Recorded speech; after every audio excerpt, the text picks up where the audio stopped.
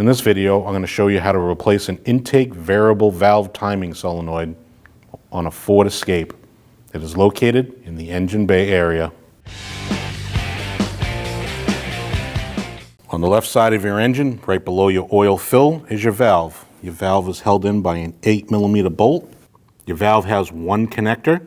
You just want to push this down, pull it towards you,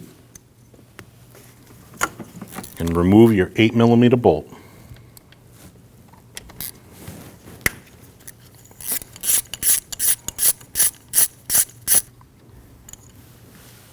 Once you remove your 8mm bolt, you want to pull your valve towards the front of the vehicle and out. Your valve has an O-ring. You want to make sure that O-ring isn't ripped or cracked, and you want your surface to be clean. You can take your new valve, slide it into the block, and push, and install your bolt.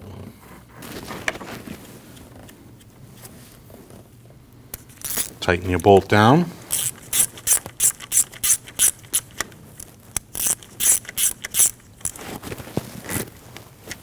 That bolt gets torqued down at 71 inch-pounds.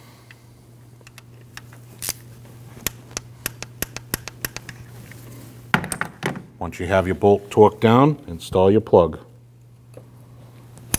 Wait for the click. When only the best will do, demand TRQ. The only company that lets you view before you do. TRQ is committed to offering the highest quality aftermarket auto parts that are engineered for peace of mind. Thanks for using and viewing with TRQ.